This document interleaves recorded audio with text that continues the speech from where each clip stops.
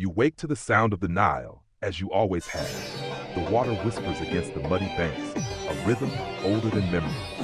Your mother is already awake, grinding grain in the courtyard. The stone pestle strikes the mortar, thud, thud, a heartbeat you've known since before you could walk. You stretch your limbs on the woven mat, your fingers find the rough fibers. You count them sometimes in the dark when sleep won't come. You rise. You wash your face in the clay basin.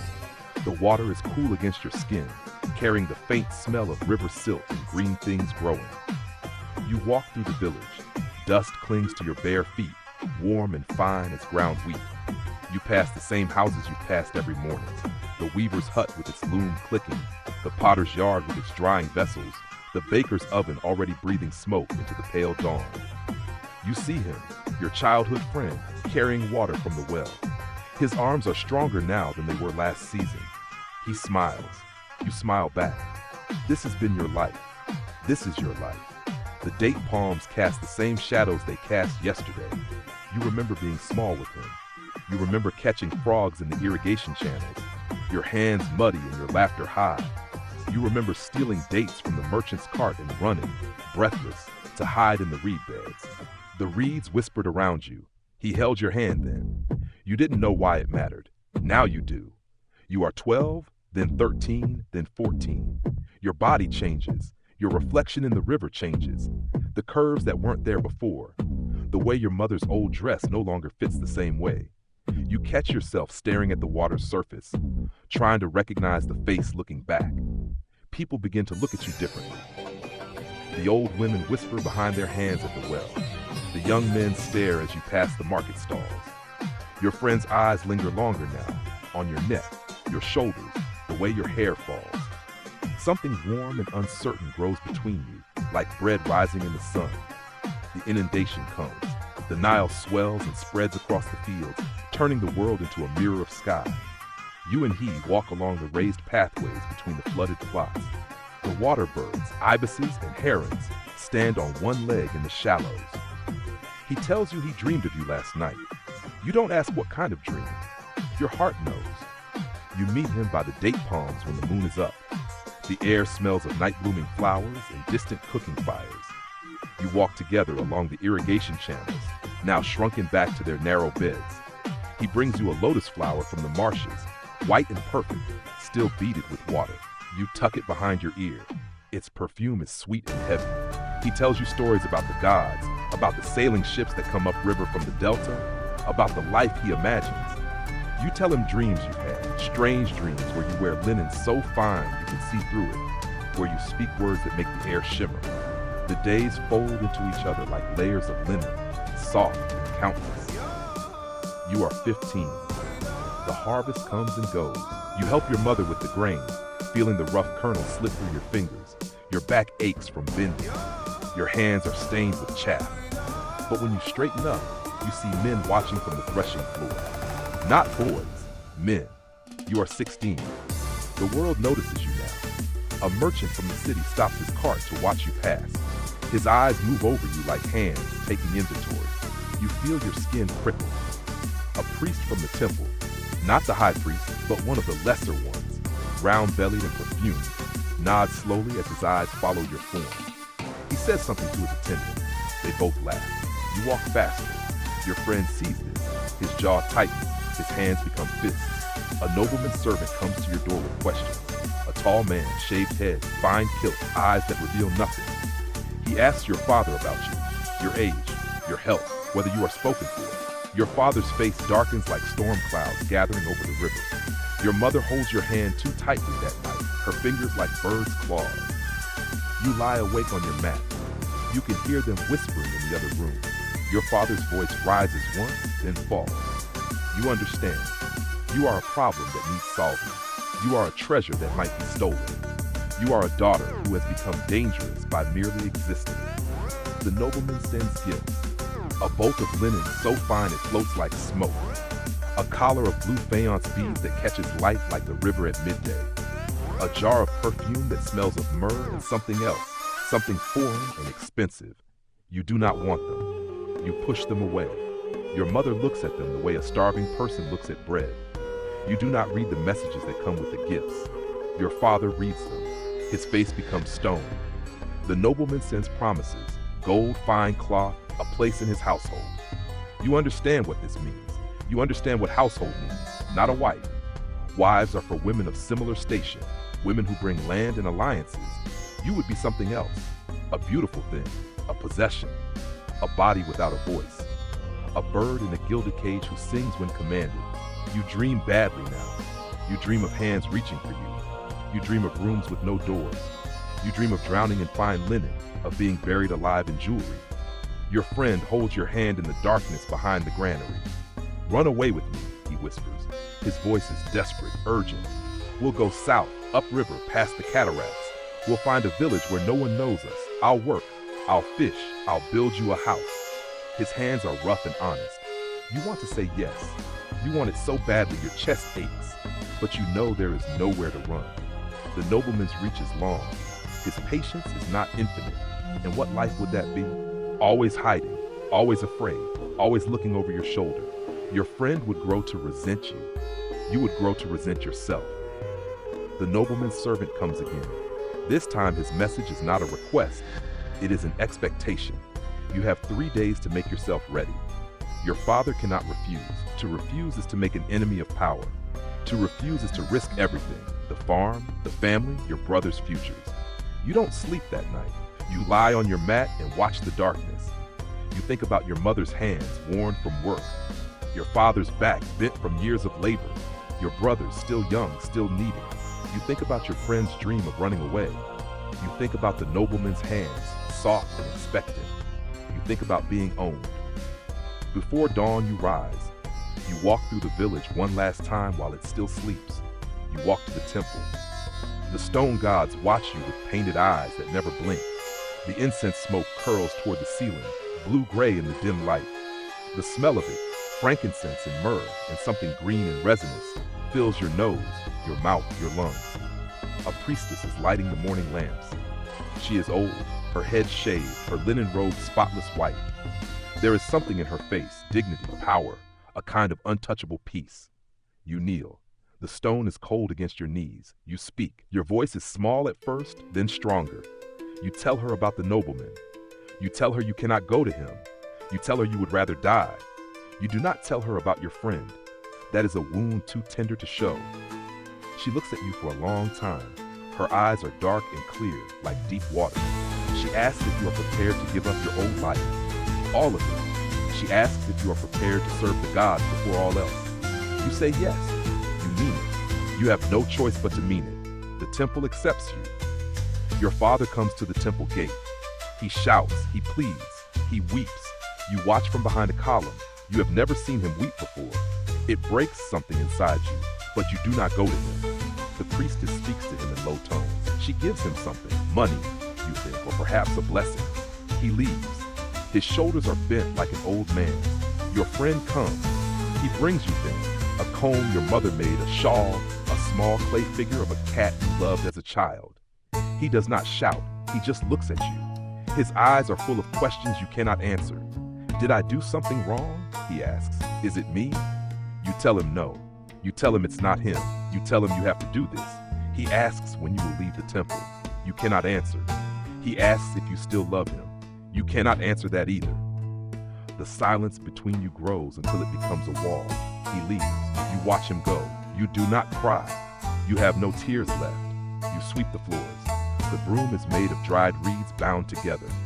The rhythm is soothing. Swish, swish, swish. You sweep the same stones every day. Limestone worn smooth by centuries of feet. You carry water for the ritual baths.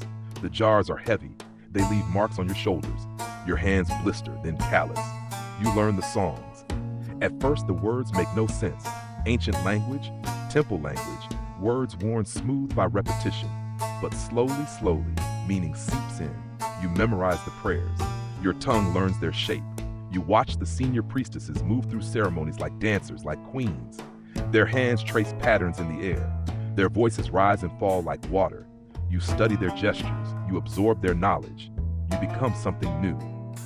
The days are long and structured. You wake before dawn. You purify yourself in cold water. The shock of it on your skin, the way it makes you gasp. You dress in clean linen. You join the morning prayers. You light incense. You make offerings, bread, beer, milk, flowers. You clean the inner sanctum where only priests may go. You polish the bronze mirrors used in ceremonies. You mend the ritual robes. You grind pigments for the temple artists. You learn to read, first the simple signs, then the sacred texts. The characters dance before your eyes. They are pictures and sounds at once. A mouth means mouth and also makes the sound R. An owl makes the sound M. Slowly, the world of writing opens to you like a lotus. Months pass. The inundation comes again. The fields flood. The world becomes water and sky. You watch from the temple walls. You remember last year's flood. You remember walking with him along the raised pathways. You force the memory down. Seasons pass. The flood recedes. The planting begins. The harvest comes. Another year. You learn to prepare offerings. You learn which gods prefer which flowers, which incense, which prayers. You learn to conduct the rites that bind the human world to the divine. The other priestesses teach you. Some are kind, some are strict. One is jealous of you. An older woman who has served for years but has never been chosen for the high ceremonies. She gives you the worst tasks. She criticizes your every movement. You endure. You learn. The head priestess begins to watch you. She is ancient, her face a map of wrinkles, her eyes still sharp. She calls you to her chamber one evening. The room smells of lotus oil and old papyrus. She asks you to read a text, a hymn to Hathor. You read. Your voice is steady. When you finish, she nods. You have the gift, she says. Not just the voice, but the understanding. The gods speak through some. They are silent through others. You are one of the chosen. You don't know what to say. You bow your head. She continues. Your beauty brought you here, but beauty fades. What will you be when it is gone? You think about this. You think about the nobleman who wanted to cage you. You think about being wanted only for your face. I will be what I make myself, you say. She smiles. Good. You are 18 now. You stand before the altar in ceremonial robes, pure white linen, so fine it floats, so clean it almost glows in the lamplight. The sacred collar rests on your shoulders, gold and lapis, turquoise and carnelian, heavy with meaning. You hold the sistrum, the sacred rattle in your right hand. You shake it.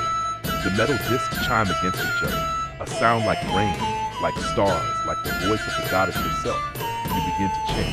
Your voice echoes on stone walls. The words rise toward the painted ceiling where gods and stars dance together. The people bow their heads. You are no longer just a face, just a body. You are a voice. You are a presence. You are a bridge between worlds. After the ceremony, an old woman approaches you.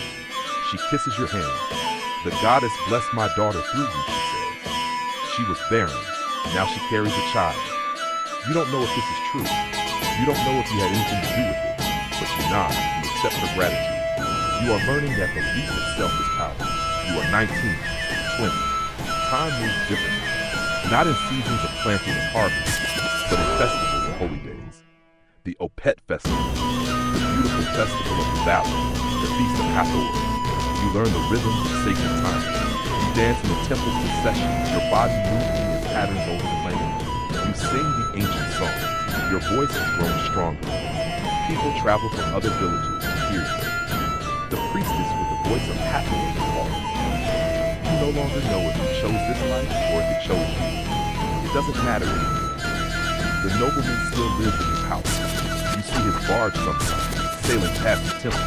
You see him on festival days, seated among the important people, his eyes scanning the crowd. Sometimes his eyes find you, but he cannot touch you now. You belong to the gods. You belong to yourself. You wear the sacred collar.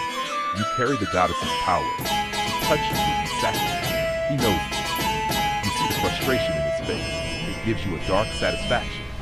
Your friend comes to the festival still. He is a man now. His shoulders are broad from work. His face is burned dark by the sun. He has married. You heard this from one of the temple servants, a girl from the next village. They have a child, a son. You are happy for him. You tell yourself this. Mostly you mean it. He still looks at you sometimes across the crowd. His eyes are sad and confused, like someone trying to remember a dream. You do not look away. You let him see what you have become. You let him see that you do not regret. Your beauty remains. But now it is wrapped in sanctity, in power and purpose. Now it serves your will, not another's desire. The young priestesses look at you with admiration. The old priestesses look at you with approval. You have become what they hoped you might become. There are difficulties at first. The jealous priestess spreads rumors about you. She says you are vain. She says you court attention. She says you perform the rituals incorrectly. The head priestess calls you both before her. She listens to the accusations. Then she asks you to perform a ritual, a complex one, a purification ceremony that requires precise movement and perfect memorization. You do it flawlessly. The head priestess dismisses the other woman. Jealousy is unworthy of the goddess, she says. The woman leaves. She does not meet your eyes. You have won. But it doesn't feel like victory. It just feels like survival. You learn that the temple is not separate from the world. Politics happens here too. Power struggle, ambition. The high priest is old. When he dies, there will be a scramble for succession. Already, you can see the maneuvering. The mid-level priests forming alliances. The priestesses choosing sides. You try to stay neutral, but neutrality is its own choice, its own side. One night, you have a dream. You are standing in the river, the water is rising. It rises to your knees, your waist, your shoulders, but you are not afraid. You tilt your head back. The water covers your face. You breathe it in. It fills your lungs like air. Beneath the water, you can hear singing. The goddess is singing.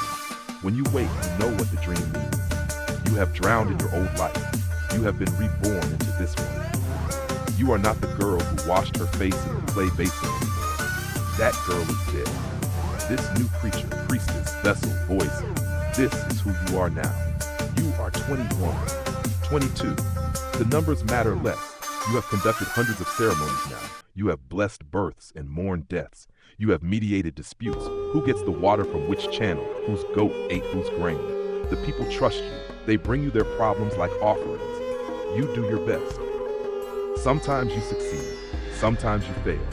You learn that the gods do not always answer. You learn that sometimes you must answer for them.